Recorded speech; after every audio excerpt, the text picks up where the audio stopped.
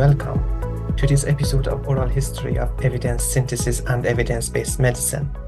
This is one of the two series in which we started documenting the technological, methodological, and business developments in our field in conversation with the leaders and pioneers. We document the past, present, and the futures for all generations of evidence synthesizers and systematic reviewers. My guest today is Professor Jos Kleijnen, the founder of Kleijnen Systematic Reviews. Jos, hello and welcome. Thank you for accepting my invitation to this interview.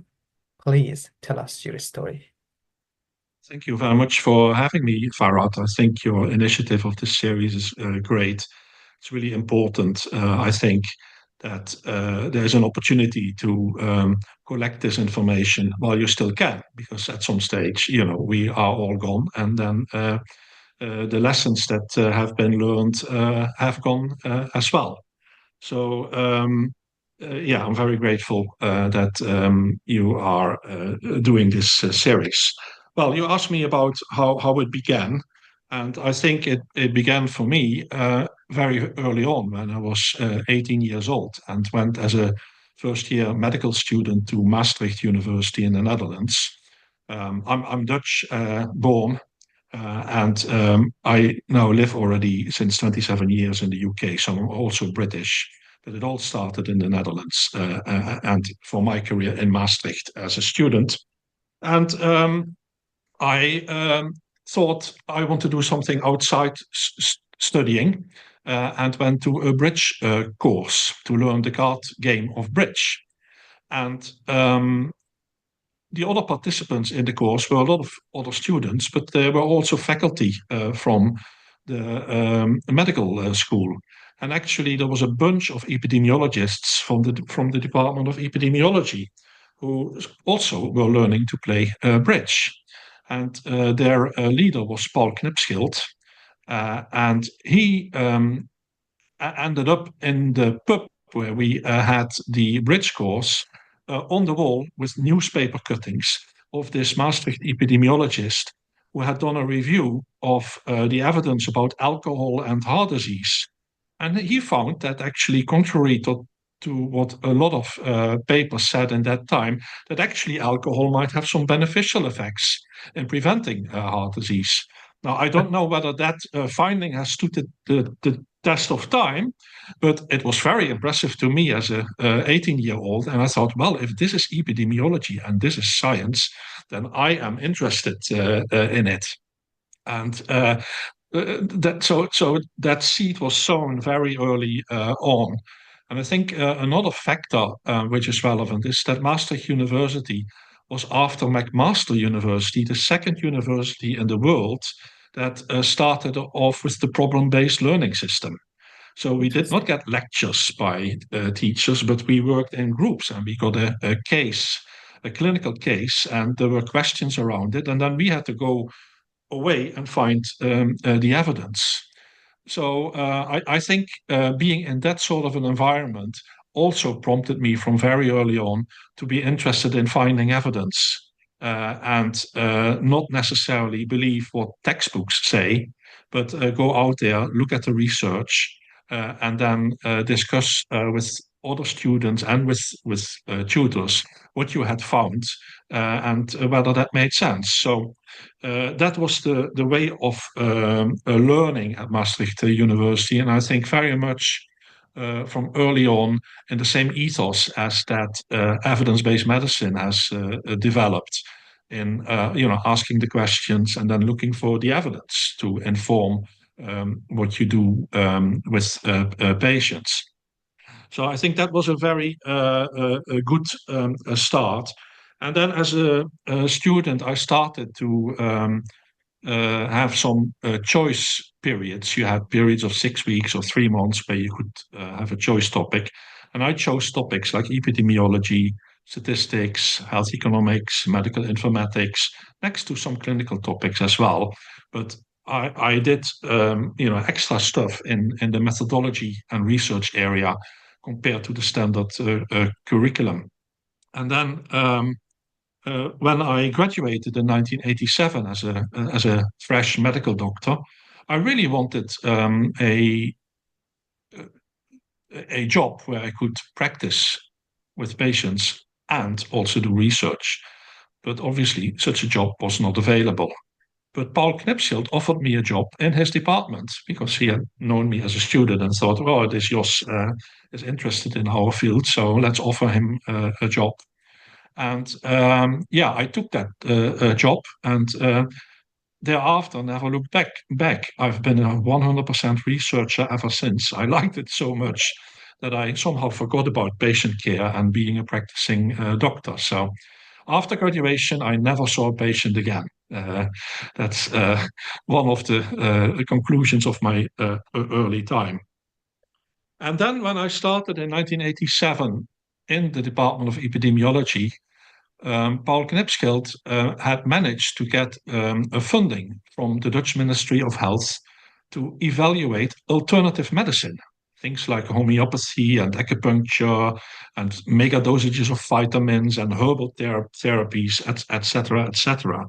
And I, together with a young colleague called Gerben Terriet, we did a lot of the hard work and started reviewing the evidence about all of those topics. And I think one thing of working on topics like that is that they are very controversial. Because if you talk to a homeopathic doctor about what sort of methodology is suitable to investigate whether their interventions are effective or not, you can end up in very interesting discussions about the suitability of randomized trials to evaluate these treatments. So from very early on, because I think partly of the topics that we were dealing with, there was a really intense learning about methodology and the arguments why you need to prevent bias by using things like randomization and blinding when you look at the effects of treatments. So that was a really good learning system to get the basics and a very thorough understanding of the methodology of patient-based research. And that's what I would call a clinical epidemiologist. So actually later on in 1993, I was one of the first clinical epidemiologists who got registered as a separate profession in the Netherlands. And I always say it's about the methodology of patient-based research. It's not about epidemics, it's not about infectious diseases, and it's not even about statistics and frequencies. It is about the methodology of how to do good quality research in patients. And that's what we learned. And the first topic that I worked on was vitamin C and the common cold. And in those days, we are now getting to carnival time. And in those days, as it is still in Maastricht, Maastricht is the capital of carnival in the Netherlands. So around this time of the year, everybody goes out, is in the streets, drinks a lot, viruses go around like mad. And after carnival, there are 2 mandatory free days in Maastricht because everybody is ill and recovering from a viral infection. Yeah. So we said, well, maybe, this vitamin C topic fits into the remit of the Department of Health work because there were talks about using mega dosages of vitamin C to prevent colds and actually to prevent pretty much every disease that you can think of. There were really wild claims around in those days. And we said, well, maybe it's a good idea to do a randomized trial and randomize some of these people who go to carnival, give half of them vitamin C and half of them a placebo. And then a week later, we can measure the effects because it's guaranteed that they will get viral diseases in those circumstances. And so we were starting to make that plan, but then we said, well, maybe we should first look whether somebody else has already done such a study. So I disappeared into the library of Maastricht University, 1987 we're talking about. So Index Medicus, Excerpta Medica, big volumes of books. There was no internet that really was being used in those days at all. And the only way you could get electronic access to the Medline database was by a telephone connection to Germany in Cologne. And then you could, over a live telephone connection, you could actually search the Medline database with a few keywords. And then 2 weeks later, they would send you by post the printed abstracts of the documents that you had found in your strategy. And I still have some of those in my garage lying around somewhere. So those was the only option, but as I recall, it was only Medline and not Embase. So I went into the library, and then weeks later, I had gone through all these volumes and found everything there is to find about vitamin C and the common cold. Now, before saying how many I found, the first thing would be to say we looked at existing reviews. And there was a guy called Linus Pauling who had written a book about vitamin C and the common cold and actually had done a review and found 32 randomized trials of vitamin C and the common cold. And he summarized the findings and concluded that vitamin C is perfect to prevent colds. And if you have a cold, it will treat them as well. Wow, but he did that's many trials. He did a traditional systematic review, and then found 32 trials, and he was considered to be an expert by many people, not least because he was the holder of not one but 2 Nobel Prizes. So he was a very eminent researcher. And so a true expert, the classical expert who does a review, and then people would try and trust the findings. Well, when I emerged from the library, I had found 64 randomized trials of vitamin C in the common cold. So by a systematic search and going thoroughly through all the books and the indices and what have you, I doubled the amount of trials. So our expert had managed to miss half of the evidence. And guess what? When we then did a quality assessment of those 64 trials and looked at only the studies that we thought were done well, we actually found no effect whatsoever on the prevention of colds, and only a very tiny effect on the cause of the cold, which arguably would be negligible in size, like a 5-day cold, which would be reduced to 4.5 days, and a similar effect on symptoms. And another thing I learned already then was that maybe it doesn't make always sense to do a meta-analysis. So Linus Pauling had actually done a meta-analysis and calculated the average effect across all the intervention groups. And then he calculated the average effect across all the control groups. And then he compared the 2 results. Well, that's how you should not do it, of course, because you need to get the average effect within each study and then get the average of the averages, because otherwise you get completely the wrong results. So Linus Pauling had done a meta-analysis, statistically completely in the wrong way. But anyway, we decided, why should we do a meta-analysis here? If some of these trials have been done in school children, others in Native American Indian reservations, others among soldiers, and there was even one I remember about the crew of a submarine. So these populations and the settings of those populations were vastly different. So there was heterogeneity, which was obvious from a clinical perspective, that was there, and that would indicate that you would be comparing apples with oranges. So, a meta-analysis might not make sense. The same was with the dosages of vitamin C, which varied from about 50 milligram per day, which is like what's in an orange, and which is approximately the recommended daily dosage to prevent scurvy. But some of the trials had 1 gram, 2 gram, 16 gram of vitamin C a day. So, 10 or even 100 times the recommended dosage. So really mega dosages. So if you have that sort of variation of dosages doesn't make sense to calculate an average.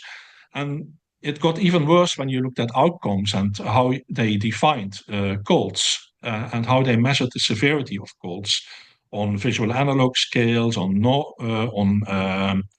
ordinal scales, all different kinds of scales, assessing different how do you call it? Different what's the word? Sets of symptoms. And one study I remember measured the severity of colds by the number of tissues used per day.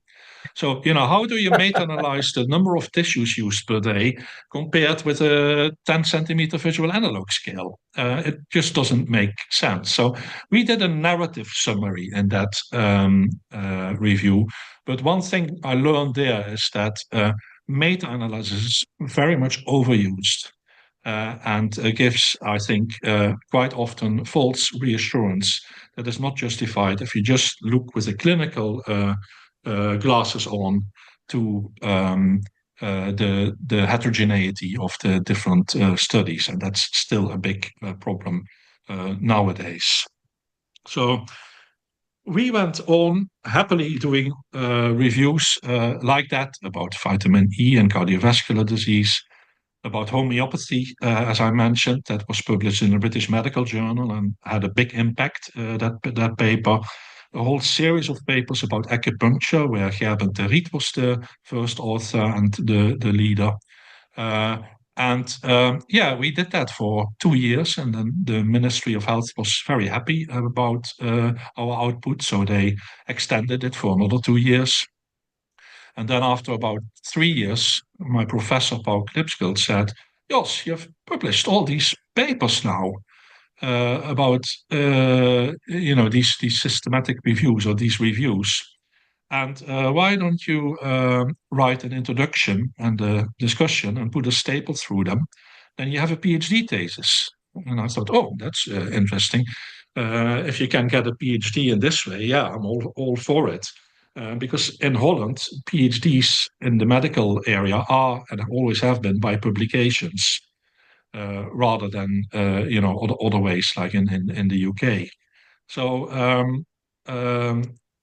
so after 4 years, without even consciously knowing it, I already had a PhD, which I think was the first PhD that was full of systematic reviews. There was a committee of 5 professors who had to judge whether it was worthwhile to get the degree. And actually, one of the professors said, no, I don't think this is science. All he has done is summarize some research that has been done by others, but he actually has not done any research. So I cannot approve this. Classic. That's a classic, and it happened to me as well. But luckily, the other 4 professors thought it was quite original what we had been doing in, starting to develop these methods to more systematically than the likes of Linus Pauling had done, summarize evidence and draw conclusions which are less likely to be biased. And in a way, we were forced to, because by the nature of the topics, there were always strong discussions. And whenever we had a paper published, it was all over the newspapers and sometimes even radio and television and everything. So there were always big debates. So you had to do a really thorough job, because otherwise you would not survive in that sort of environment with those types of topics. And we called those reviews, we called them criteria-based meta-analyses, even though we often didn't do any statistical pooling. But the criteria-based was to emphasize the systematic, structured approach. I didn't hear about the word systematic review until 1992. That was the first time I heard that word, even having done them for about 5 years. So that's quite interesting. So I think that the wide use of systematic review is really something that goes to the beginnings of the Cochrane Collaboration and people like Iain Chalmers in Oxford. And by that time, there were three groups in the world who were doing what we now called systematic reviews. That was our group in Maastricht. It was the group around Iain Chalmers, especially around pregnancy and childbirth in Oxford. And there was a group around Thomas C. Chalmers at Harvard University. Those were the three groups who were churning out quite a lot of systematic reviews, quite independently from each other, not knowing about the work that your authors were doing, but at the same time, moving in the same direction, progressing this methodology.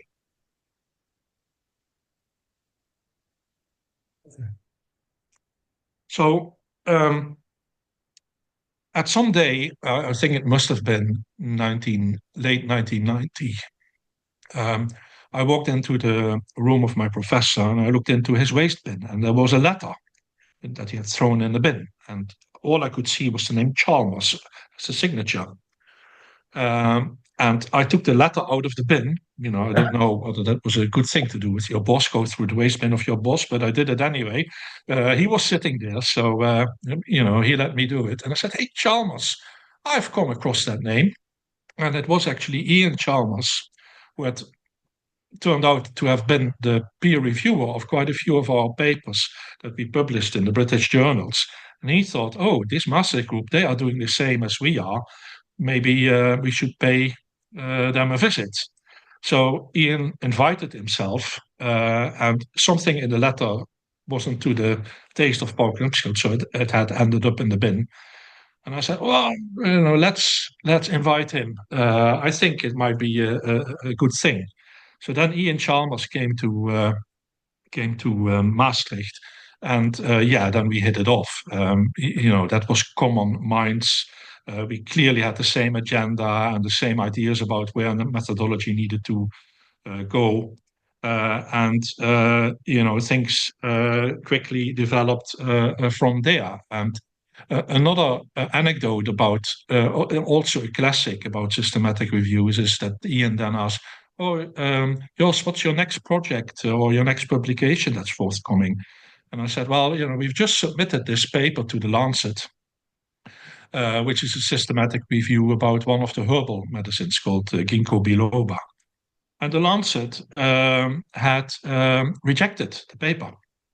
And they had rejected the paper, and in the rejection letter, they said, "Well, you've done a really good job of summarizing all this evidence, and you have quality assessed the trials, but the quality of the studies included in your review doesn't turn out to be that good. So that means your review isn't that good. And that means we are rejecting the paper."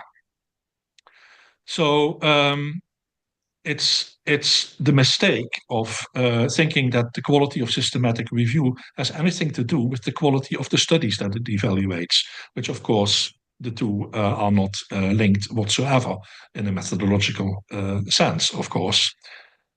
So 2 weeks later, there came a letter from the Lancet. Turned out that Iain Chalmers was on the board of the Lancet and went with that rejection letter to the board and said, "This is a disgrace. How can you reject a paper on these grounds, which has been done a really good job and points out that the quality of the studies is bad, and then you say that review is bad?" So 2 weeks later, I got a letter from the Lancet saying, "Dear Dr. Kleijnen, we have this new section in the Lancet we're starting about drug profiles. Would you be willing to do one about ginkgo biloba for us?" So that's how I got my first paper in the Lancet, which was a direct intervention by Iain Chalmers after a rejection on really dubious grounds. But it is a nice one also in the setting of systematic reviews and how people thought, and some still do, think about systematic reviews. But luckily, nowadays in the Netherlands, if you want to get a PhD in any medical area and you don't have a systematic review in it, you might actually end up in trouble. It's widely expected now that you do a systematic review as part of any PhD to just justify why you then do any primary studies and other contents of your PhD thesis. So we have gone a long way in a relatively short period. Right. Shall I just continue, Farad, or do you have a further question at this That stage? is very interesting because I have heard there's a story that many people who've been involved in systematic reviews, they wanted to do a randomized controlled trial first, and then they thought that maybe someone else has done it. Let me look around, and then that's how they get involved in systematic reviews. So you answered a few of my questions actually in a fascinating and connected stories. There are lots of lessons for people to look around. It doesn't matter if it is a book in the library or if it's a letter in the bin. If you have a look around and stay curious. But that is how you got involved in the systematic reviews. I want to drag this story towards the Cochrane. So Chalmers came to Maastricht, and then you had the conversation. And how did you end up in Cochrane and becoming the Right. founder of the Dutch Cochrane Center? Yeah, right. So after 3 2-year terms of doing systematic reviews about alternative medicine, I thought maybe it's time for me to take on other topics as well. So even though the ministry probably would have funded another period for us to continue, I actually applied for a job in the Academic Medical Center, which is one of the biggest academic hospitals in the Netherlands. It's in Amsterdam. To become a member of the Department of Clinical Epidemiology and Biostatistics there. And I applied for the job. And then initially, my main task was to work with the doctors and the other health professionals in the hospital to help them with improving the quality of their research, so that from the hospital there would be more papers in the New England Journal of Medicine and in the Lancet, because they liked, at the New Year's speech of the big boss, he always liked to compare the numbers of papers in the New England Journal of Medicine and the Lancet with all the other university hospitals in the Netherlands. And most years Amsterdam actually won, but not always. But so there was a big drive to improve the quality of research. And that meant there was quite a lot of funding available to build up this department in Amsterdam, which was being led by Professor Jan Thijssen, who was a statistician by background, but everybody thought he was a cardiologist. But he wasn't. He was a statistician. And they managed to actually draw some talent from Rotterdam and from Utrecht and from Maastricht, all to the same department in Amsterdam.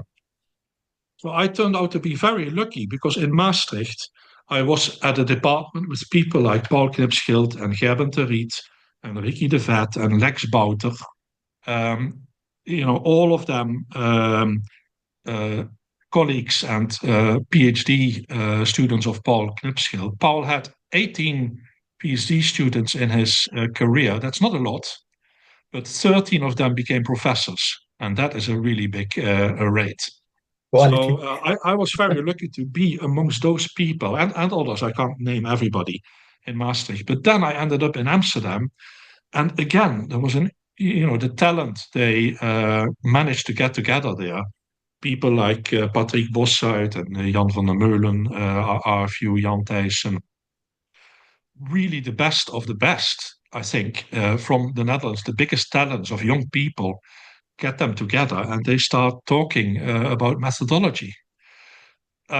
It's not only that I learned a lot from my colleagues and my senior colleagues there, but there was also a professor of evidence-based medicine. This was 1994 when I moved to 1993 when I moved to Maastricht. And the name of the professor was Els Borst. And she was a hematologist, I think, by origin, but she was very much into the evidence thing. And she was on the board of ISTEC, which was the predecessor of ENATA, the HTA agency's worldwide collaboration. She was in the board of ISTEC. I continued to do some systematic reviews in Maastricht and helped Els Borst with some of the teaching in that area as well. So we got along quite well. And then Iain Chalmers actually asked me, Jos, now you're in Amsterdam and you have support there. Would you be willing to set up a Dutch Cochrane Center? Because in those days, Cochrane centers were established under the guidance of their local reference Cochrane Center, and the Netherlands was part of the UK Cochrane Center's responsibility. So Iain thought, if I can give the Netherlands to Jos, then I don't have to bother about that anymore, and I can focus on other countries. And I was interested to take that up. So I applied to become the director of the Dutch Cochrane Center, and we got a fax in, I think, October 1994 from David Sackett, who was the chair of the board of Cochrane in 1994. And the fax said, "Huzzah! Jos is director of the Dutch Cochrane Center, approved by the board." And I think that fax is still somewhere in the archives of the Dutch Cochrane Center. It's really a historic document. But I was even more lucky because a month before of that fax, Els Borst, the professor I mentioned, suddenly turned out to become the new Minister of Health in the Netherlands. So that's like Secretary of State here in the UK. It's the highest job. And she actually was also Deputy Prime Minister of the Netherlands. So when then she heard, hey, Jos is establishing this Cochrane Center, she said, maybe you should apply for some funding, Jos. So I applied for some funding, and guess what? I got the funding. Because she thought that would be a very good way to invest some money in healthcare to improve the quality of research and to get systematic reviews going about all interventions in healthcare, which was the goal of the Cochrane Collaboration. So I was just, I think, partly lucky and that I had that support. And partly lucky that, I happened to be one of the few people who had built up the experience of doing systematic reviews, thinking about their methodology, thinking about risk of bias assessment, thinking about search strategies and how to develop search strategies. In those days, I used to teach the librarians how to do searches rather than the other way around, as it should be, because nobody knew. In those days, CD-ROMs of Medline and Embase were only emerging. The first Cochrane library documents were on 3.25-inch floppy disks. They were not on CD-ROMs; they were on floppy disks in those days. So electronic searching and developing search strategies was really in their infancy. And I went along and tried to develop some of these strategies myself via those telephone connections, which were very expensive because these were international phone calls charged at an international rate per minute. So you had to get permission from your head of department for any search that you would do, because it was going to cost a fortune to actually do it. So developing the methods, especially of searching, of risk of bias assessment, and also reporting systematic reviews in a structured and standard way. And that's how I became director of the Dutch Cochrane Center. And I inherited then responsibility for the whole of German-speaking part of Europe as well, because I could speak German. I was born near the German border. And my dialect is 40% German and maybe 40% Dutch and 20% French. So it's a local mix of three languages. So German came fairly natural to me. So in 1994, how old was I? 31 years old. I was in charge on behalf of Cochrane over the Netherlands, Belgium, and the whole German-speaking part of Europe. And I had the same tactic that I've learned from Iain Chalmers, is that you need to try and get rid of most of your work as quickly as possible so that you can really focus on the things that you really want to do. So I spent quite a lot of time early on to find a new director for the German-speaking part of Europe. And in 1997, the German Cochrane Center under the directorship of Gert Antis was established. And that took away a lot of my responsibilities because it just left Holland and Belgium, because Germany took on Austria and Switzerland as well.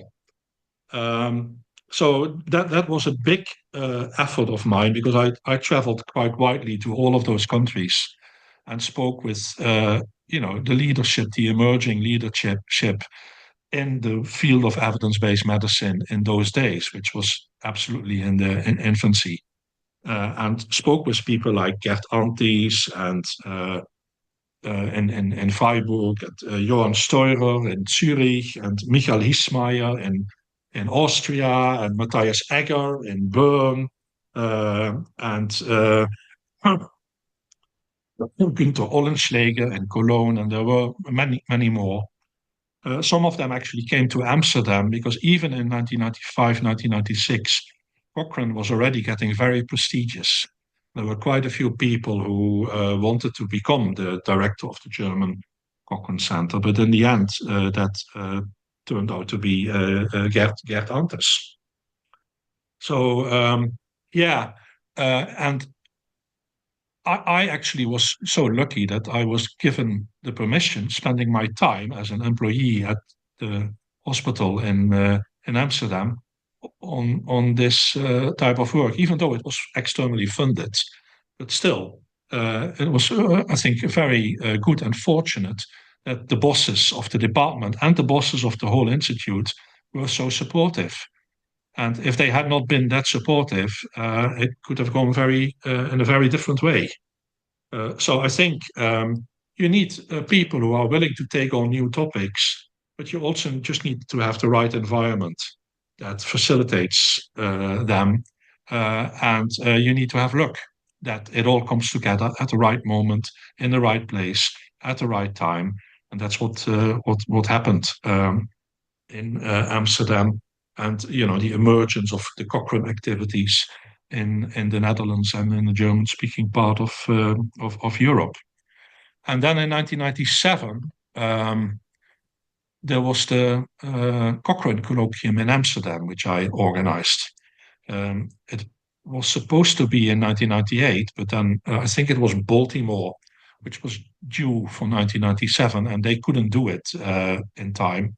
And then they asked about a year earlier, Jos, can you do it? And I said, yeah, I think I can do it. So I organized the Cochrane Colloquium, and luckily my supporter, Els Borst, was still in post, and she was happy to sponsor the whole thing and guarantee the funding, so I could book the big conference center in Amsterdam and everything. And I never really had to worry about finding the money. We found that in the end anyway. The conference broke even, but there was never a financial risk, and it was done in conjunction with a conference which doesn't exist anymore, which was called the Scientific Basis of Health Services, and that was a brainchild of Sir Michael Peckham, who used to be the director of the NHS R&D program in the UK. And he organized the first conference in London, and the year after, he asked Els Borst to organize a second conference in Amsterdam. And, these discussions were ongoing. And then I said, well, why don't we do the two together and start off the week with the one conference, have a joint day on the Wednesday, and then we follow on with Cochrane until Saturday. And that was really, really good, because we could invite speakers for the first conference who would be paid to travel and everything. And then a lot of them stayed over for Cochrane and contributed to the Cochrane Colloquium as well. And on the Wednesday, we had, I think, 1,200 participants, which I think was by far the largest crowd until then of Cochrane colloquia. So yeah, that was a big effort, and will probably caused that quite a few people had heard about me a little bit more. And more or less at the time of the conference, the biggest group of systematic reviewers in the UK at that time. There were about 32 of them in the research unit, was at the Center for Reviews and Dissemination at the University of York. And the founding director, Trevor Sheldon, was going to resign because I think he was going to emigrate to New Zealand or somewhere, which in the end never happened because his teenage daughter vetoed the move. So he found another job in the University of York in a different department. But they needed to find a successor for Trevor, somebody who could lead a department and had a lot of experience in systematic reviews. And Iain Chalmers was in the committee, as he was involved in anything to do with systematic reviews in those days. And he had a short list of a number of people, and I was on it. Another person who I know was on it was Alessandro Liberati, the director of the Italian Cochrane Center. And there were others on the list as well. But yeah, I thought, oh, that sounds good. This is the largest group of systematic reviewers in the world. And I have a chance to become the professor and director there at age 34. So I wanted an academic career in those days and to continue my academic career. And even though I was really, really happy in Amsterdam because things were going really well there and I had so much support there, that was still an opportunity I could not refuse. So on April Fool's Day, 1998, April 1st, I started my new job in York at the Center for Reviews and Dissemination. And I think that partly was because of the exposure I had as the director of the Dutch Cochrane Center. In those days, Cochrane Center directors all were on the board of Cochrane as well.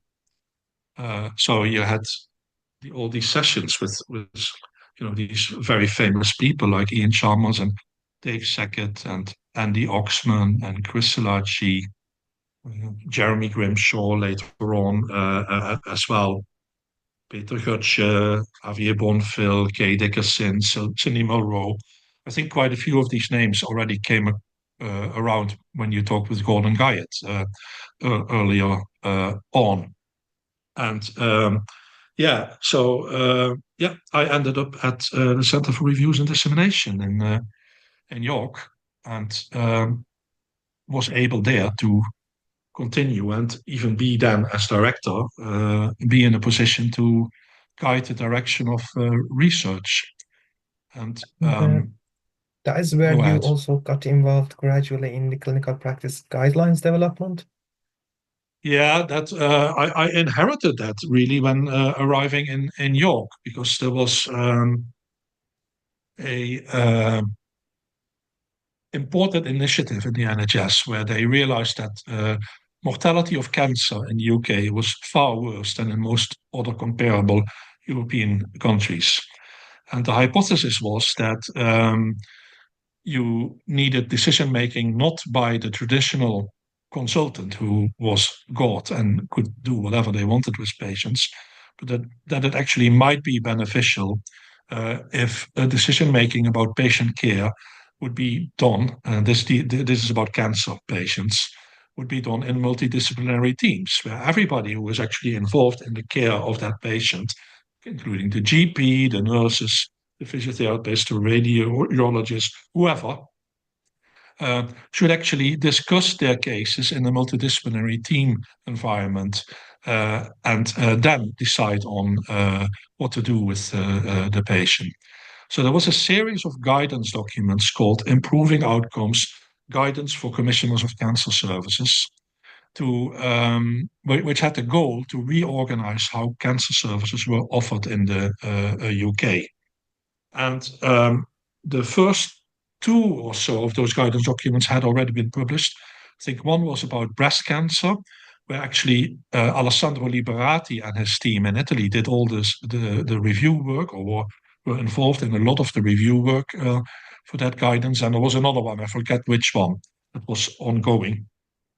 But then when I came in York, I inherited the whole program. So it was that there was a national cancer guidance steering group, which had Bob Hayward, who was a cancer epidemiologist in Leeds, as chair.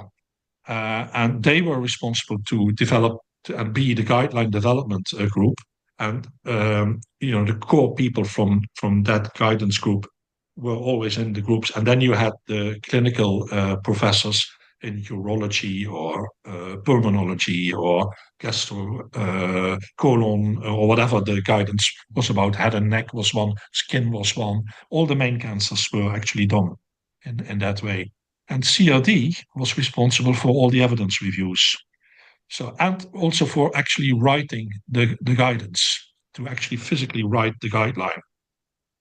So I got involved in that as director of CRD. So I sat in all those guideline group meetings, which were day-long meetings every quarter or so. And we generated quite a few of these guidance documents, which indeed did change the way the cancer services are organized in the NHS. So they have been very influential in that sense. And in those days, Günter Ollenschläger from Germany was, I think it's fair to say, the person who took the initiative to establish the Guideline International Network. And CRD became one of the founding organizations of the Guideline International Network. So via that work is how I got involved in supporting the methods and the evidence that is used in guidelines, but also the guideline processes and the guideline methodology. And got a lot of experience because I've been doing quite a lot of them in those days at the Center for Reviews and Dissemination. And I always felt, maybe that goes back to being a doctor, that I got as close to real doctors as I could in developing these guidelines for real doctors and real health professionals. And I also saw that I could make a lot of difference to actually help improve the quality of guidelines in that way. And I have always found that very satisfying, gratifying, whatever the word is.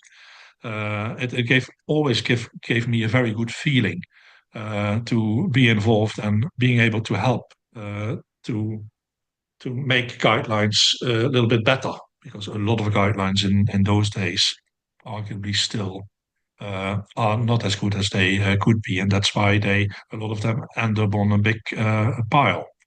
And that's now 25 years later, when I'm at the end of my career and on the verge of retirement. It's the main work I currently do is to be the methodologist to support the guidelines of a number of clinical associations, national ones and international ones as well. So that's really my main work at the moment. So that was a big piece of work, apart from other high-profile systematic reviews that we did at CRD, like the review about whether you should put fluoride in drinking water, which was a very hot topic and a very controversial one. And we brought that one to a good end. The co-directors, the deputy directors were Amanda Soden and Julie Glenville. Julie Glenville is one of the top, you know that very well, of course, the top information specialists in the world. And Amanda Soden was a top systematic reviewer. So with help of Julie and Amanda as a senior team in CRD, we ended up doing a lot of these quite high-profile topics. And that, again, is very satisfying for people. If you do the hard work of doing a systematic review and do all the labor and the, title and abstract screening and the, what some people would call the boring bits, then end up with a product that is actually being used for decision making and is, welcomed And and actually more or less accepted by both proponents and opponents in the spectrum. There were quite very strong parties involved in that review. So it's one of the few reviews where actually I got personally threatened by trolls, as we call them now, of saying, how do you sleep at night? I wouldn't sleep well. If I were you, I would be careful.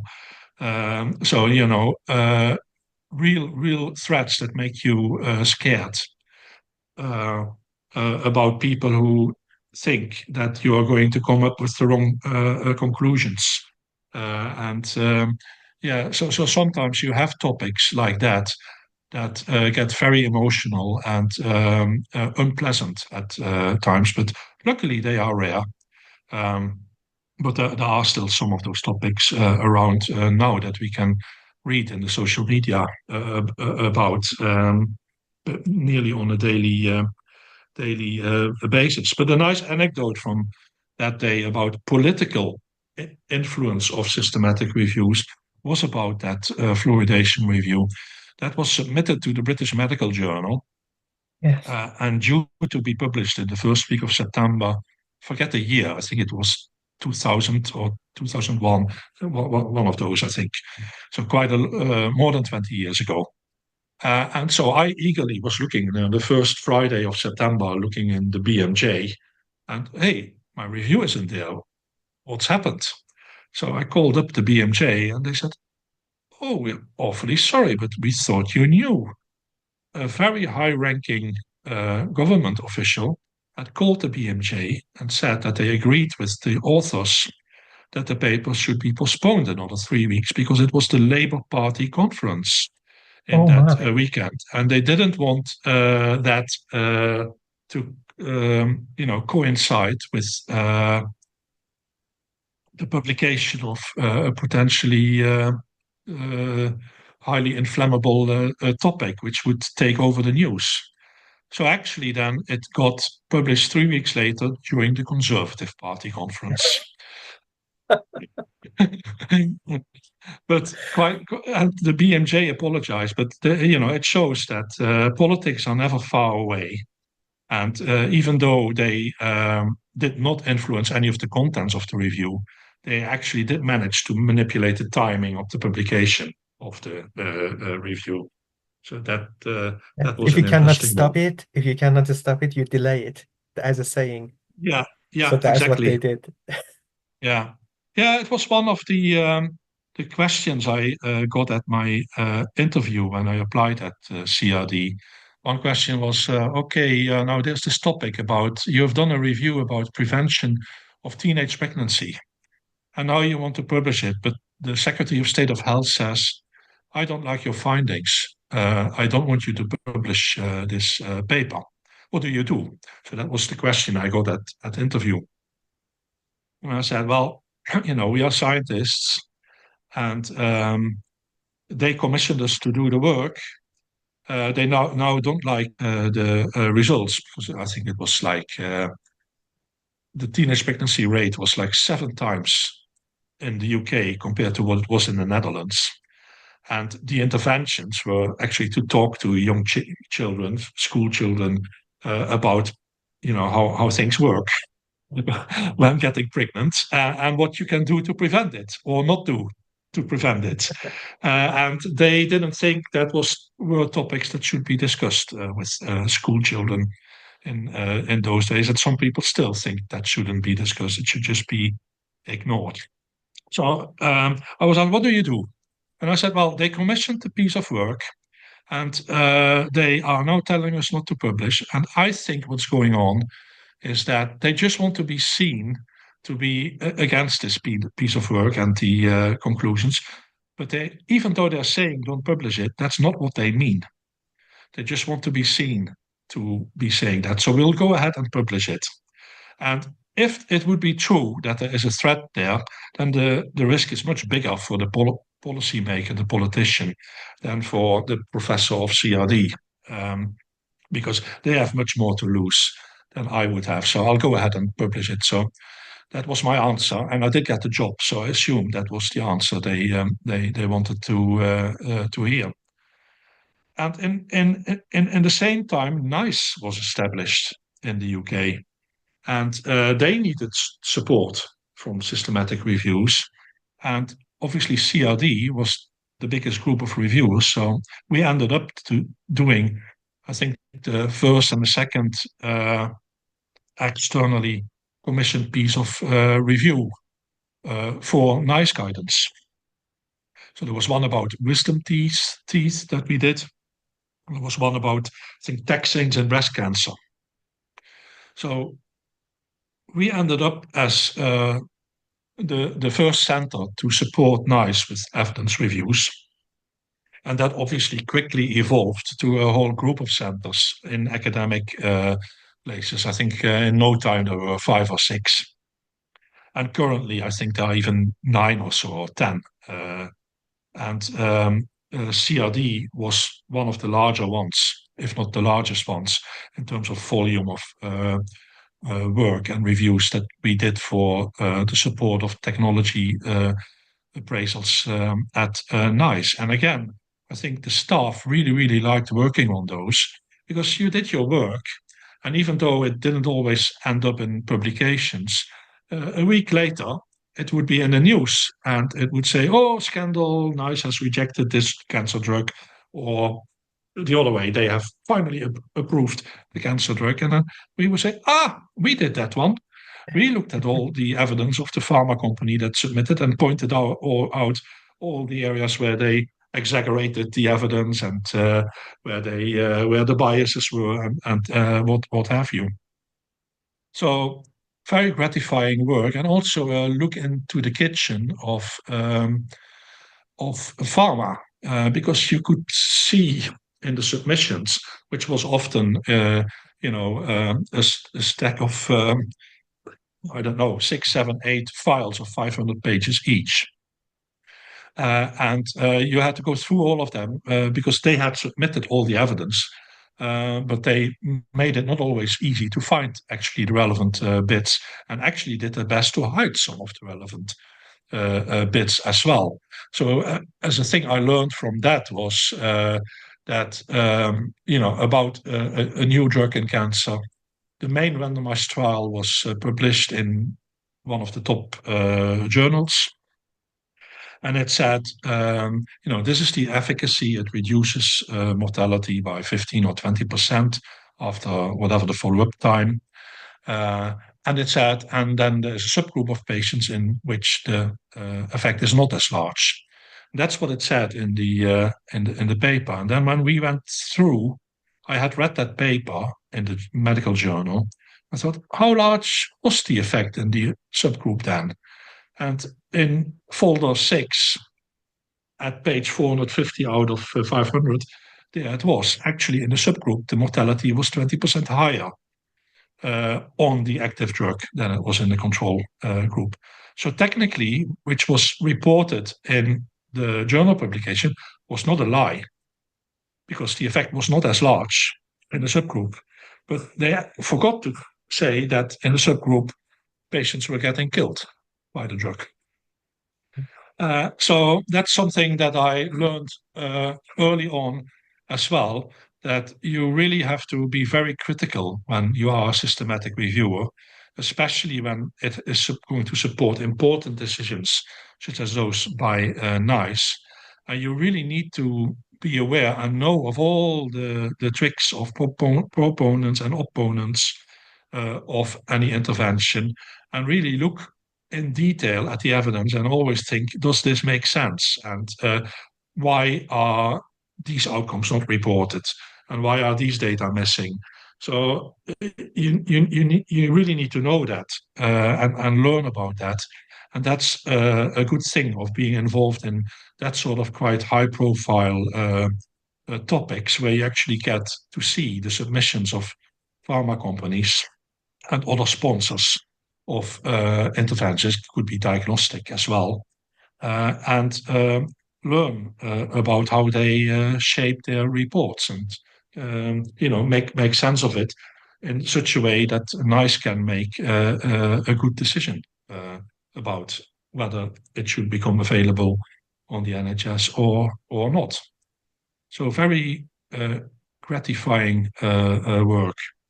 And then fate came along again in 2004 when a new vice chancellor was appointed at University of York.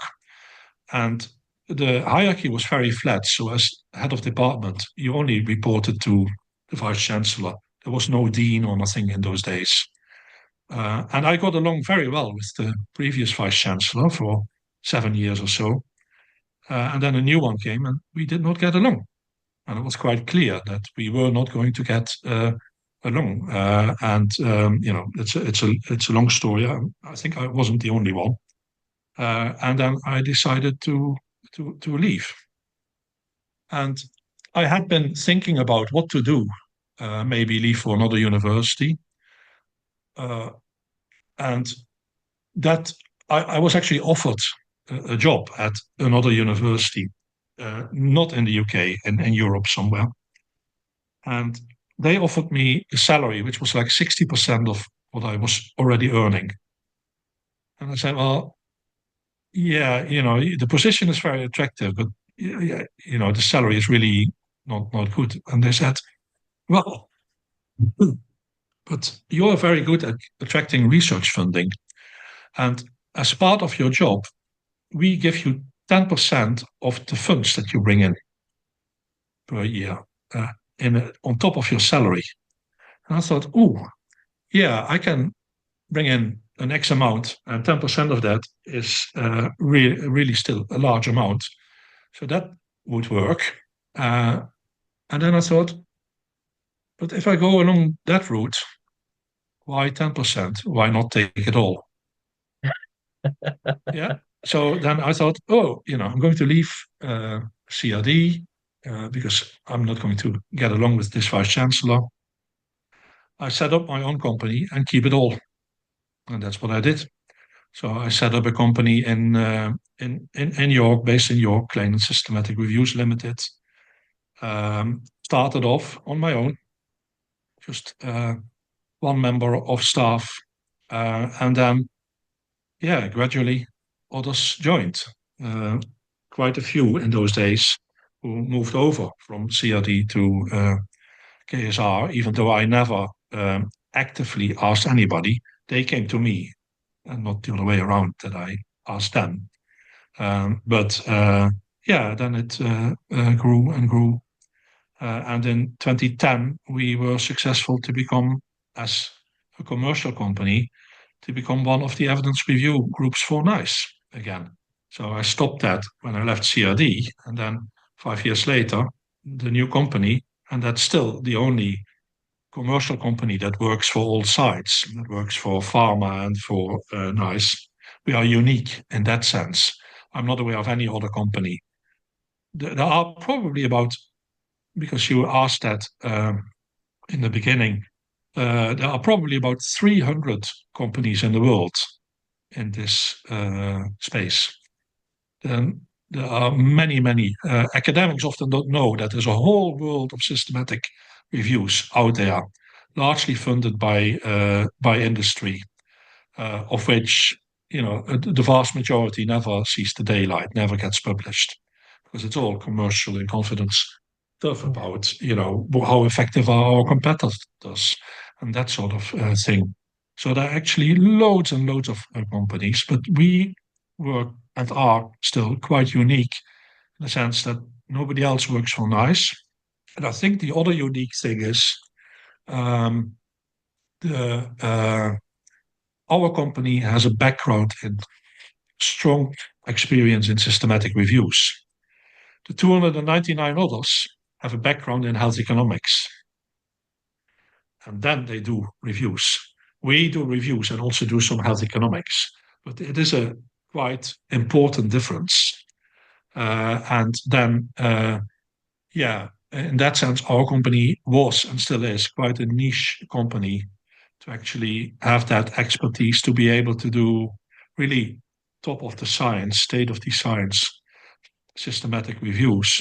Was KSR the first one of this sort, or were there other in place? Because I know that at York there is another consultancy like YHEC, which is more health economics.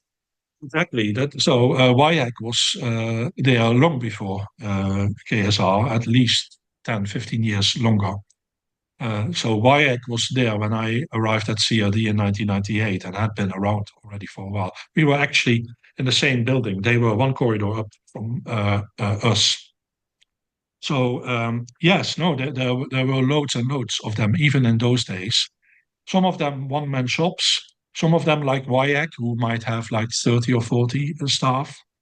Some of them medical data companies and contract research companies who would have turnovers in the billions, like mega huge companies who would do medical data processing for insurance companies, for healthcare systems, who would run clinical trials and all of that, and who would also get into systematic reviewing and health technology assessment.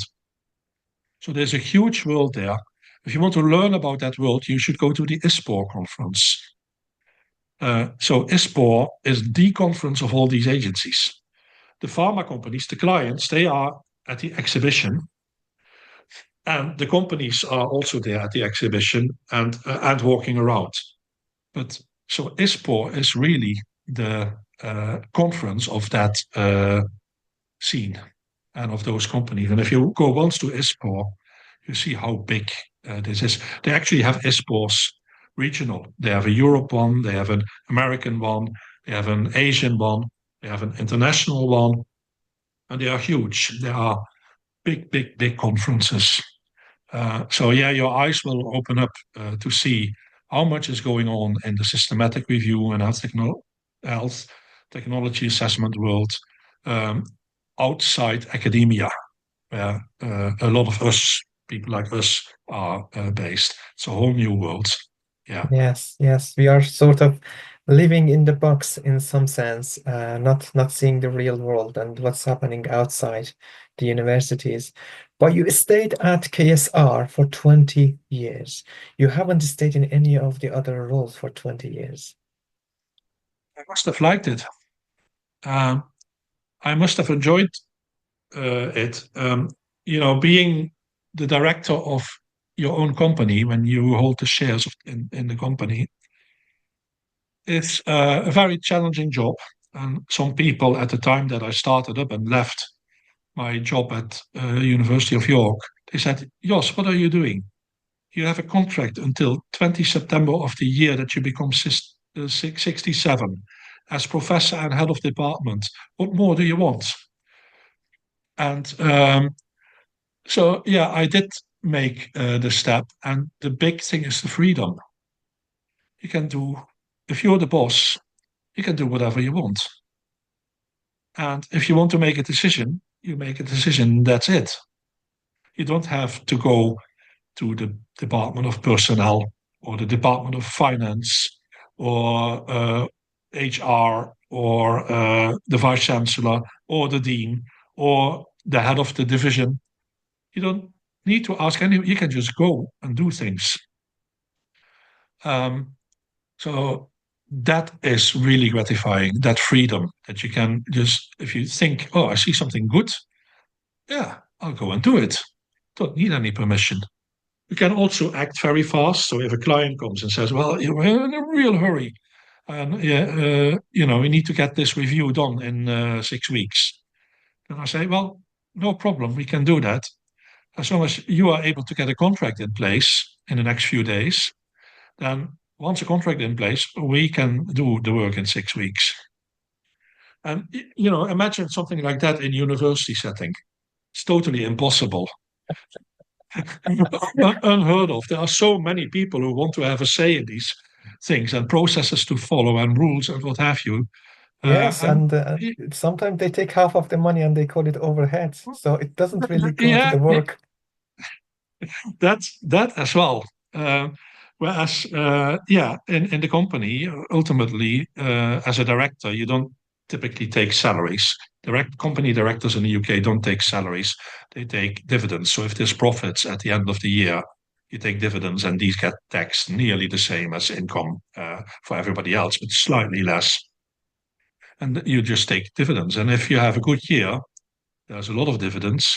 And if you have a not so good year, well, yeah, that's tough. Then you have much less income. And that varies, obviously. And we, over the 20 years, we've always made a profit, but there have been years where the profit was very small, which meant that I didn't earn much at all. But there were other years where the profits were really, really good, and I earned, lots of money. So that's what comes with the territory. The responsibility comes also with the territory. In university, there's always the university. But if I screw up as director of a company, then my staff may have to be sacked. So the responsibility is mine and nobody else's. So you are responsible that the company runs well, so that you can pay the salaries at the end of every month, and that your staff, gets paid and have a living. That's your responsibility, nobody else's. And many people are quite hesitant to take on such responsibility. But in my view, the freedom that you get outbalances all of those concerns and headaches and what have you. Because in a commercial company, as an owner, you are on call 24 hours a day, 365 days a year. I worked on my honeymoon. Luckily, my wife at that time was already in the company as well. But because you go on honeymoon and then 3 calls for proposals come in. And you need to, instruct your staff and say, we need these proposals by this deadline. Can you make a start and so on? You cannot just wait until you're back from holiday, because then some other consultancy will have got the job. So it comes with a lot of effort, a lot of responsibility, long hours, a lot of work, but it comes with a lot of gratification as well. So that's why I lasted nearly 20 years. And the other thing is also, it helps if you have really good colleagues, if your staff are really good, people like Robert Wolf, Marie Westwood, Nigel Armstrong, Penny Whiting, Kate Misso, and Rob Riemsma, just to name a few. There have been dozens over the years. But these are ones that have been around long, and some of them are still around. You really need top quality colleagues. And again, that helps, because then if they churn out a good project, that's really, really good. And you can keep going on these interesting topics that are really worthwhile and make an impact, and keep your staff happy and satisfied as well. But we all get older. I'm now 62 years old, and we thought of retiring, even ideally at 55, early, because as we may see later, a little bit later, I have other interests as well. So we started thinking about exiting the company after 10 years of setting up the company. So I think building up a company and exiting a company should ideally get equal effort, rather than abruptly going and say, here, it's all yours, and see whether you survive or not to the people you leave behind. So we started on that probably about 10 years ago, looking at how could we exit. And the first thing you end up with in such a situation is venture capitalists. So you have financial cowboys who have a pot of money, who want to, and who buy companies. They buy companies. So what you do is you engage a company whose business it is to sell companies, and they put you in contact with other parties who might be interested in buying companies. And we got a few very good offers. And if I had taken one of those offers, I would already have been out of it for about 8 or 9 years, and happily retired. But these people have a goal of then accelerating the profits of the company very quickly over 2, 3, 4 years. And then they just sell it on with a big profit. And that's what the goal is of that type of buyer of a company. And my wife and I both thought we don't want to saddle up our colleagues with a boss of that sort of with those sort of goals. So we rejected such buyers at some stage. And then we ended up with another company who were like a company like ours, but much bigger, and who were going to take us over. And that nearly happened until at the very last moment, they said, oh, they changed something. You agree ahead of terms. And then you do all the due diligence and all the lawyers and accountants, whole teams of them. It costs hundreds of thousands, such a process. They do all their work. And then it's like a jumping with houses. Then at the last moment, when you're about to sign, say, oh, let's not do this. Let's reduce this and this bit. And I said, whoa, no way. So I walked away to the astonishment of everybody in the room, all the lawyers and accountants and what have you. But that didn't happen. But it nearly happened. And then we talked with our advisors, and they said, have you considered an employee ownership trust? And I said, what's that? I'd never heard of employee ownership trusts. And I said, well, no, what is it? And then they said, yeah, think of John Lewis. And every year in April, you hear about the staff getting bonuses out of the profit because they all are beneficiaries of John Lewis. So it's set up in such a way that the shares are owned by a trust. So they're not actually owned by the staff, at least not in all cases, or not in most cases. The shares are owned by a trust, but the trust has to work for the benefit of the staff. And that's their own, and it's mainly the financial benefit of the staff. That's the goal of the trust. So then that means that the staff will, if the company makes profits, then the staff will share in those profits. So effectively, they become small owners of bits of the company, be it indirectly. But the thing is that in a lot of cases, staff don't have the money to buy the chairs. Yeah, they have been paid salary, but they don't have the money to buy the chairs. So how it then works is that you have a loan. So the owners give a loan to the trust. And then over a number of years, out of the profits, this loan is being paid back. And then once the loan is completely paid back, then all the profits go to the employees. But in the first years, the old owners are being paid back the loan. So that's how it works. So after a number of years, without actually investing any money of themselves, the employees become the owners of the company de facto. So we thought, yeah, that sounds good. So we went for that. And then we learned, well, this happens quite often because it's encouraged by the government to set up EOTs. But actually, in fact, not all staff always like the idea. So we heard that about 30% of staff actually don't like it at all. So you go into a phase that, everybody needs to get used to the new system and what are the consequences and how does it work?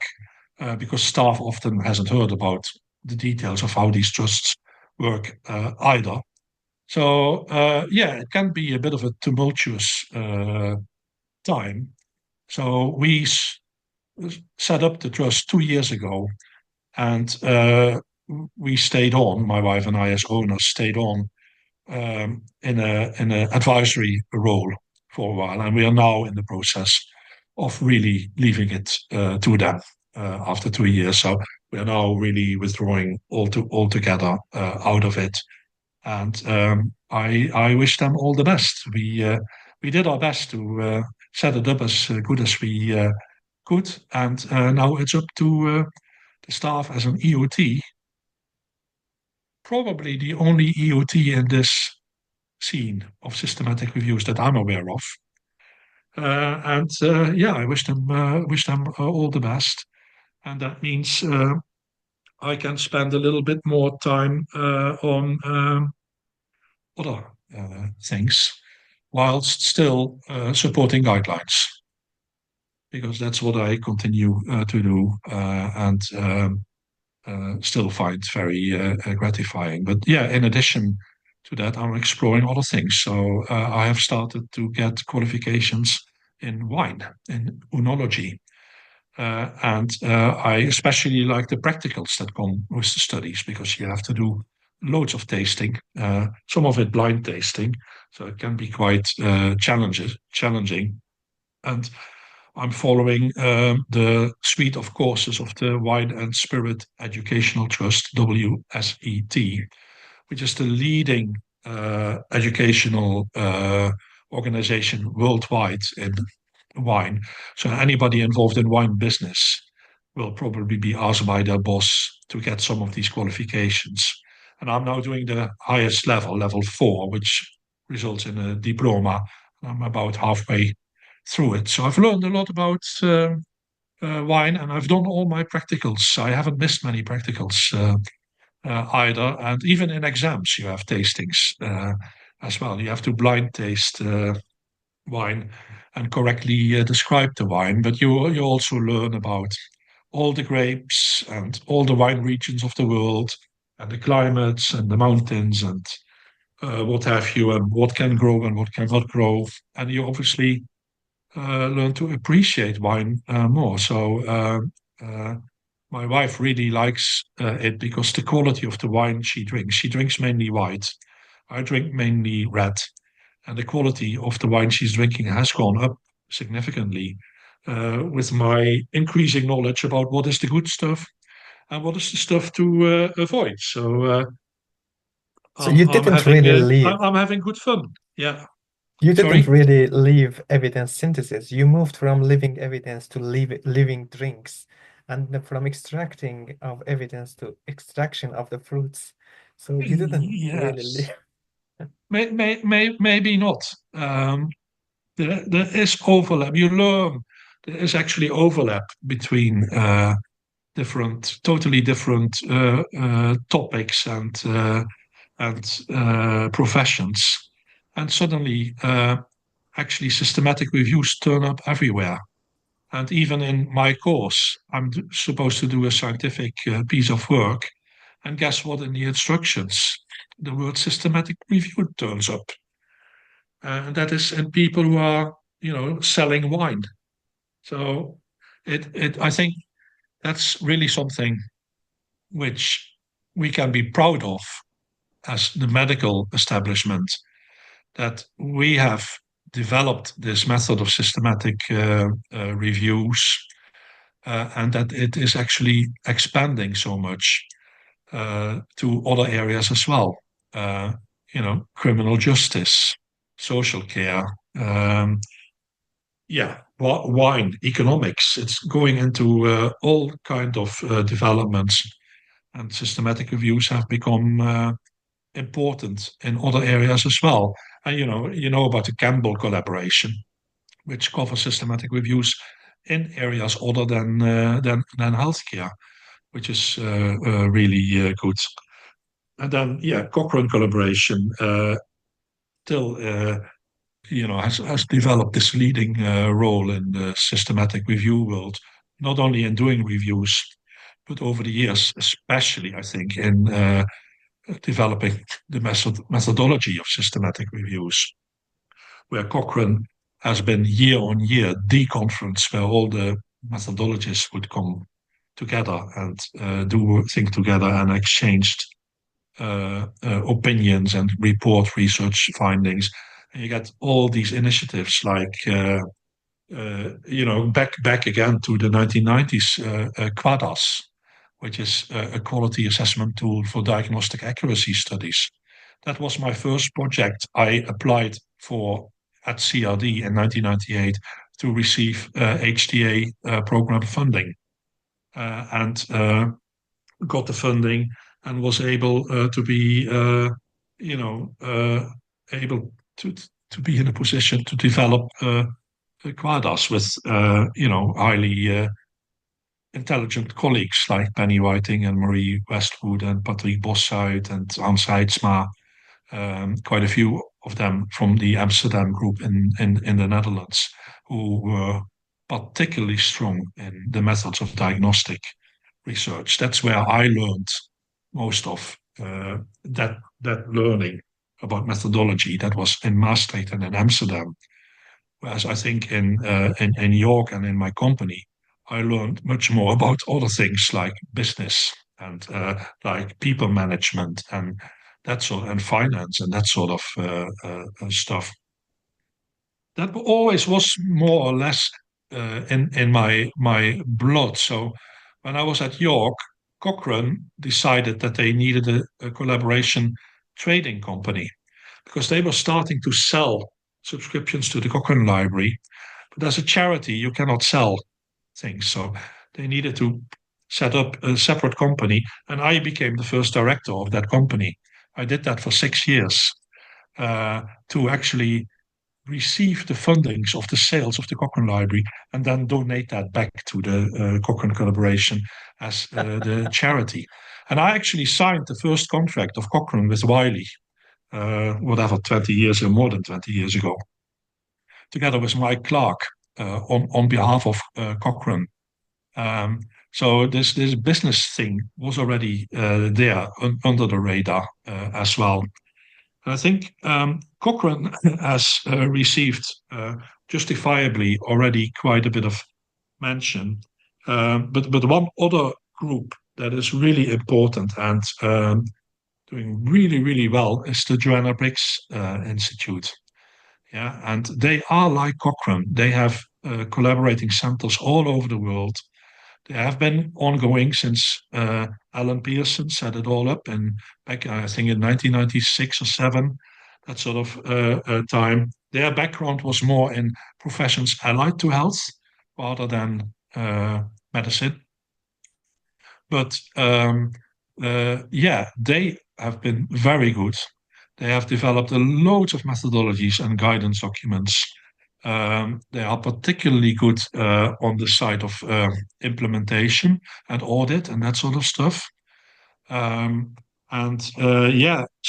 brilliant people there, like Alan Pearson, who set it all up, but people like Craig Lockwood, the current leader, Zoe Jordan at Aromatidis, Zachariah Munn. So there's really, really, Zach Munn is a rising star, I think, maybe a candidate for one of your interviews as well. And this Australian input in this whole system, we learned from Gordon Guide about Canada, but in Australia, there has been a lot going on that supported development of systematic reviews and evidence-based medicine as well, especially Chris Silachi in the early days, who was chair of the board of Cochrane for a number of days, and Paul Glaziou, a GP who has spent a lot of time in Oxford as well. Paul accepted the invitation, so yeah. Oh, that's really good, because I think Australia deserves attention by themselves, because they really have been instrumental. McMaster, obviously, that's where it started. At least in terms of evidence-based medicine. Systematic review started, I think, more with Iain Chalmers in Oxford and Tom Chalmers in Harvard, with a little contribution from us in Maastricht as well. But then, in Australia was JBI. I'm very impressed with their accomplishments. And luckily, there's more and more integration and collaboration between JBI, Cochrane, the Guidelines International Network, and some other organizations. Yes, JBI also covers some of the other methodologies like scoping review, mapping review, umbrella review, And some of the methodologies are not covered within Cochrane, so they are actually Yes. developing good methods. Yeah. No, I'm very impressed by JBI and what they have been doing. With a visionary like Alan Pearson to set it all up, but then with the other people I mentioned who took over and brought it to even higher levels. So really, really, really good stuff going on there. Yeah. And at some point, you have been involved in multiple organizations in multiple countries. How did you manage the workload? Um, yeah, well, you don't get it done if you want to work 37.5 hours a week, and that's it. Some people are workaholics. Maybe somebody might have called me a workaholic as well. I don't think I work that hard, to be honest. I think maybe an average of 50 hours a week, something along those lines. Not nearly as hard as some of the healthcare professionals now do in the NHS, who really, work long hours and even in the past worked even longer hours. So I think that's one thing. And the other thing is just being very efficient. Yeah. So spend your hours well and choose the topics and choose the projects that you want to work on that are worthwhile, your effort, and that will have the biggest impact. And that often is international, and that often involves collaboration. So, even in my Amsterdam time, I wrote a proposal for it was in those days, it was the Biomed program of the EU, the big funding programs. It's now called Horizon 2020 or whatever it's called nowadays, but in those days it was called Biomed. So I wrote a proposal on behalf of the European Cochrane centers to do hand searching of journals for trials so that we could use these trials in the systematic reviews. But at the same time, it was then supported by the Secretariat of Cochrane. So it provided not only funding to all the Cochrane centers, but also to the Secretariat of Cochrane, which existed for a few years because of this project.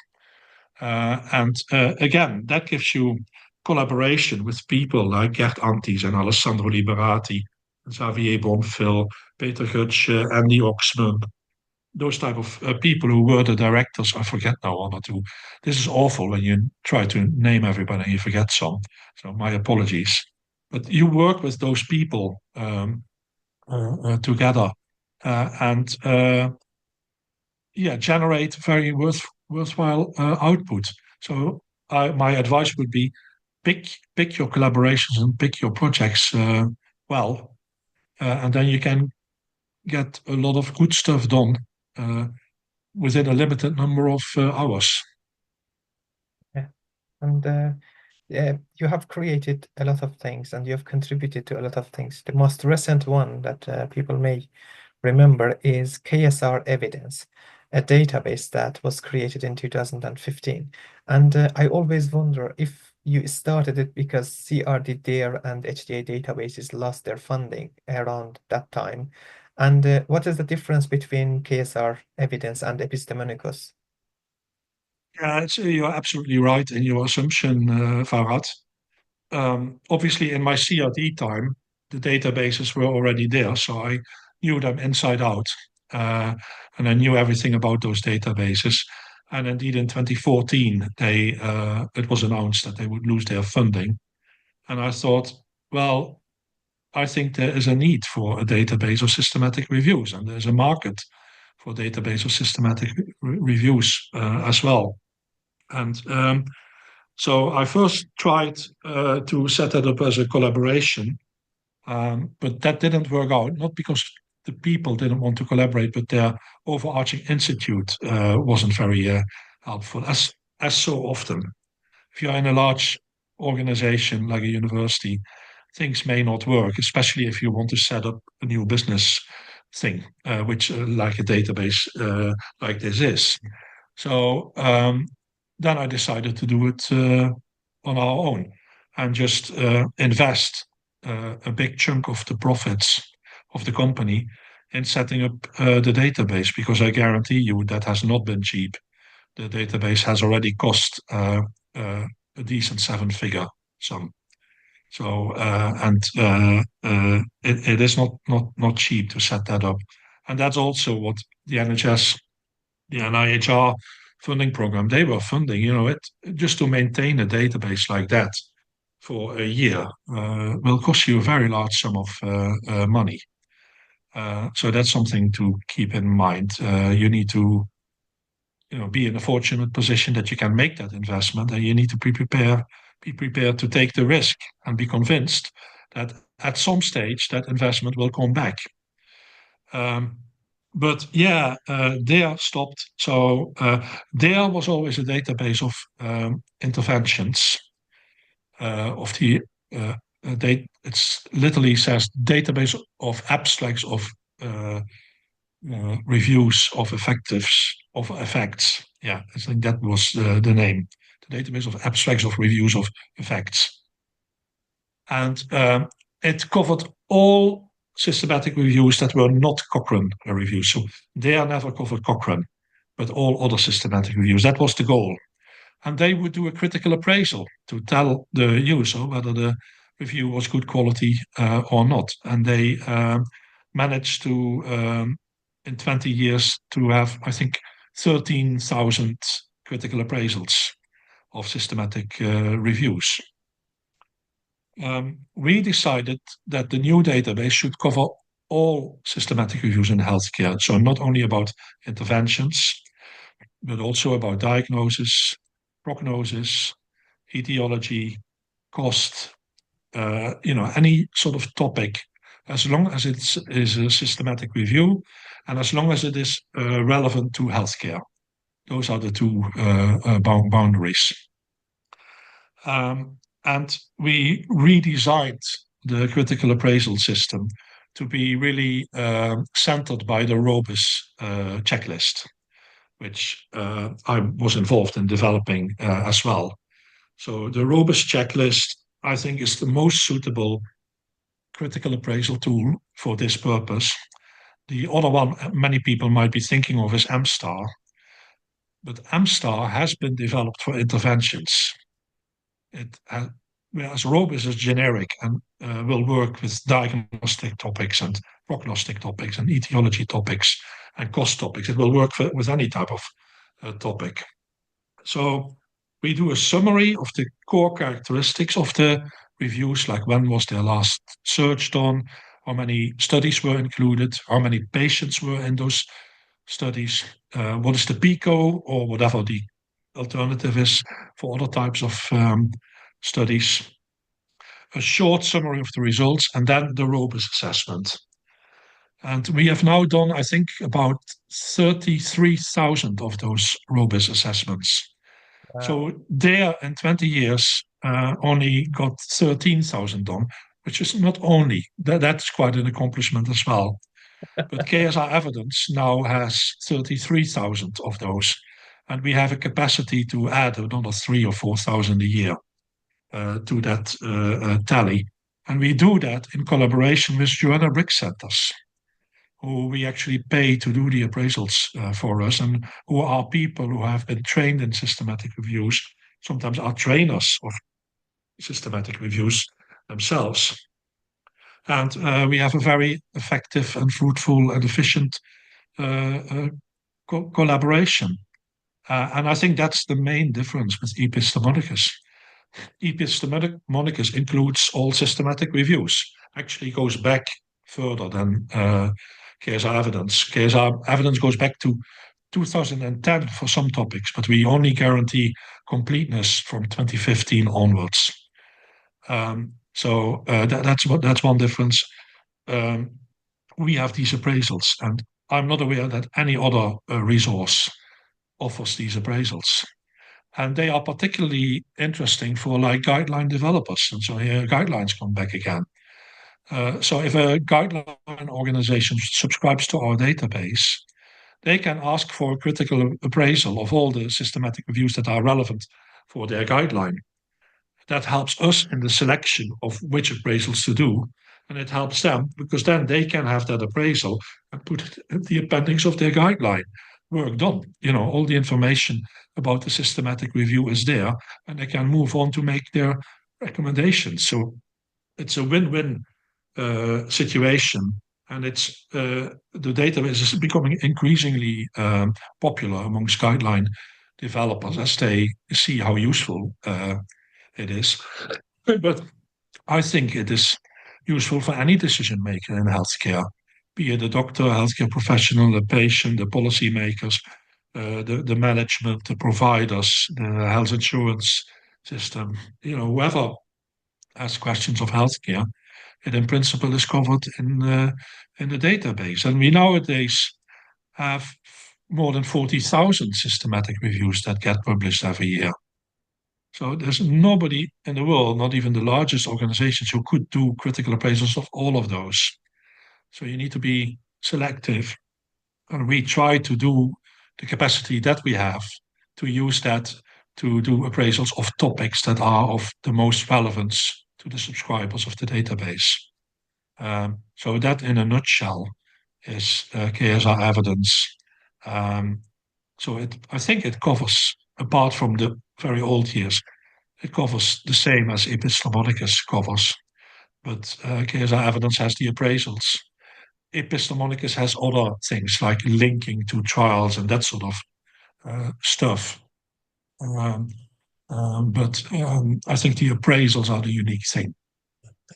They are complementary to each other, and it is good to know. I think many people I think so, yeah. might not be aware of what KSR evidence presents, so I'm just getting slightly away from the technical evidence synthesis and going to the leadership side of the things. You have led the most successful consultancy in our field for 2 decades, and there should be many lessons learned. Would you please share some of them with some of the greatest lessons that you have had in your career and in consultancy with the younger generations, please? Yeah. Well, yeah, it's your statement. It's the most successful consultancy. I'm not sure about that, to be honest. Depends on how you measure success. Maybe you can measure success in many ways. But I think, yeah, a leader in a setting like this, or really a leading in every setting, needs to have a number of talents or characteristics or skills. You need to know your scientific stuff, but you also need to have some financial knowledge, and you need to have management knowledge and need to be able to get along with human resources, etc. You also need to take care of like training opportunities for staff, so that staff can develop further in their career. And I think the three main ones, knowing your stuff in the content-wise and methods-wise, financial and management, they rarely come together in the same person. And I think that's why, there are a limited number of entrepreneurs, because that's what we are, entrepreneurs, who actually then turn out to be successful. And a lot of them fail because maybe they don't have the 3 things together. And I think that is the absolute key in the characteristic of a leader there in that sort of situation. You need to have the 3 together. Some of my staff, my former colleagues, are much more intelligent than I am. I'm not that clever at all, but maybe some of them have much less talents in management of people, or less talents in finances and VAT returns and keeping the accountants happy and all that sort of stuff. And the other thing is attention to detail. You really need to be on top of things and pay appropriate attention to detail about pretty much everything. And if you can't do it yourself, you need to be sure that you have good people in place who can do it for you. So that means delegation. And I have seen leaders going totally wrong because they just spent too much time on one element and then didn't delegate enough. So that is, I think, very important, that you get the right staff to whom you can delegate things. And, I have felt comfortable for many years already to just delegate, a nice appraisal piece of work. I can just delegate to our staff. They are really, really good at it. They don't need my help. So you can delegate it, and then I can spend my time on other things, like, for example, marketing or project acquisition, what I call iterative commissioning. Yeah, entering into a discussion with the client, not about what they're asking for, but what they really need, which can be very different from what they're actually asking for. And then spend my time in iterative commissioning, and also while doing that, building up confidence with the client, who then realizes, hey, these people know their stuff, because they are telling me things that are important that I hadn't even thought about. So then you can spend some time on that. And that, again, is a talent that some people have, but a lot of people don't have. So I think being not very good at anything, but in particular, but being a bit good at a lot of these things is probably what you need for a successful entrepreneur. Sometimes you hit barriers, because when you're the boss and you have to deal with personnel and finance, you cannot tell your staff everything. Some of the stuff is just plainly confidential. Some of it concerns other staffs, but is relevant. So a big challenge that I may not have worked out how to deal with is in that area, maybe, where you cannot just tell your staff everything that is relevant in your decision making, and then they may not understand your decision making because you have only been able to explain part of it, and your hands are bound for not being able to explain the other part, which might be even more important. That's a bit of a frustrating thing, which has frustrated me at times over the years. That you're unable, because of confidentiality at various levels, that you just cannot explain yourself. And then you have to bank on trust. You have to bank on your staff to be able to trust your decisions. If you don't have that trust, then it goes wrong. And I've had that trust over many years. And maybe in terms of the EUT now, maybe I've lost a bit of that trust. And that makes things really, really challenging. And it might be actually a sign, hey, it's time to move on. It's time to retire, Jos. You've made your contributions. It has been very successful. And now, we'll leave it to the people who are now there. And I wish them very well. I wish them very well in my company, but I wish them very well in the world of systematic reviews as well. I wish Cochrane very well, even though, I've had my considerations about Cochrane, even in public at some stage, with the report I wrote about Cochrane in 2016. I wish JBI the very best. I think they are actually in a really, really good position at the moment. So I think that will go well for a whole range of years. I wish the Guideline International Network the very best. They have at the moment an enormously impressive board. It's unbelievable. If you look at the board members of the Guideline International Network, wow, that's really, really impressive. So I'm sure they will do very, very well in the near future. Uh, yeah, I'll continue to do my contributions, mainly in guidelines, and then I will enjoy my other interests. Impressive lessons and pragmatic decisions. I'm moving to the last question, and I've asked from all of our guests, who should I interview next? And it can be more than one person. Okay, you will get more than one from me. Because I think it's important. I already said Australia, but you already have covered that. It is important to get different perspectives from different countries. So you have had McMaster, you've had England and the Netherlands a bit.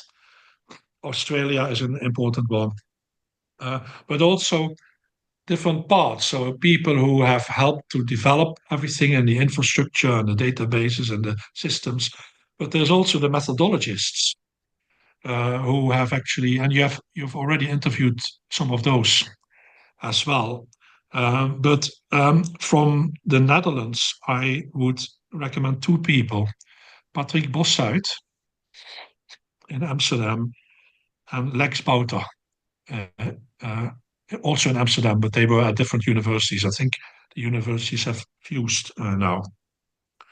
Patrick Bossuit has been the leader of this team in Amsterdam and have been really the driving forces in the development of methodology and diagnostics.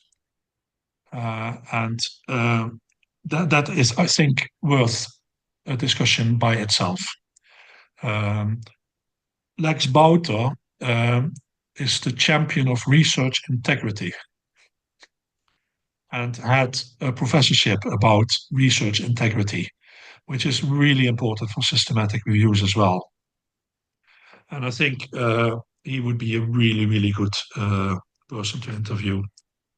If you want to learn more about the German-speaking part of Europe, I recommend Gerd Antis, who is now retired, but he's still around. He's the director of the German Cochrane Center. On my list. Ollenschläger, without whom there would be no guidelines agency in Germany. There might not even be a GIN, because that was really his child. So Günter Ollenschläger would be a good person, and Gerd Antes in Germany. And maybe, yeah, the younger generation, because you're at risk to get stories about the older days. But there are people who are now influencing things, like yourself as well, and who are the next generation. In Austria, Gerald Gavlener would be one person who is maybe just half a generation behind us. Younger, he's the director of Cochrane Austria. I already mentioned Zach Munn, who I think is an emerging person from Australia in the guidelines and EBM world.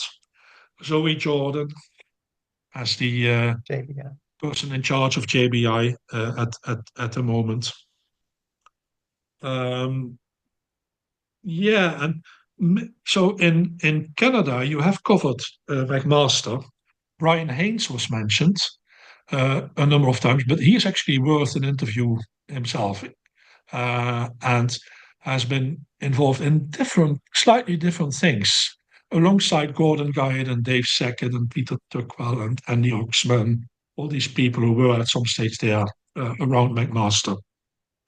But Brian Haynes is worth an interview about his levels of evidence, his systems of evidence, and maybe to tell you about things like up-to-date and other tools which are dominant now in clinics, in the hospital setting. All the doctors now, if they want to know something, they go to up-to-date. So, that stuff where Brian Haynes was really at the beginnings, all the way back to ACP Journal Club of Analysis and Internal Medicine in the old days, but loads of developments there. Jeremy Grimshaw will be a name that may have come up already. He was in Aberdeen and the leader and the founder of the Cochrane EPOC group, the Effective Professional Practice and Organization of Care, but he has been in charge of Cochrane Canada for many years and is still in Canada. Like me, he changed countries. I think he's still British, but he's also Canadian, whereas I'm still Dutch, but I'm also British. But Jeremy Grimshaw would be another person that I would recommend. And then maybe on the statistical side, you have had Gene Glass. The obvious name would be Doug Altman, but unfortunately he's not around anymore because he has been instrumental. I learned also so much from him. But John Deeks is a collaborator of Doug Altman and has been involved in Cochrane from the early beginnings as well. And John Deeks, you may remember from COVID time, he was on TV all the time when he was going on about the COVID tests and how to evaluate those and so on. So that's, again, a quite different angle, but he comes from the statistical side, and that would be good. And maybe last but not least, if it's about history, your field, Farhad, Julie Glanville or Carol Lefebvre? Surprise! Carol's video released yesterday. Julie is on the list. There you go. And I think emerging talents are Richard Bramer and Melissa Reslerson as two of the next generation who are now helping to shape the field of information retrieval in the setting of systematic reviews. I could probably mention quite a few more, but I think this should be a good list for you to work on. Yes, thank you. Jos, you have been very generous with your time and knowledge, and on behalf of the evidence synthesis community and the evidence-based medicine community, we would like to thank you sincerely and wish you and your colleagues at KSR and KSR Evidence all the best. We hope to speak to you again. Thank you, Jos, and goodbye. Thank you, Farhad, very much, and please continue the good work with these interviews. Absolutely great. Thank you.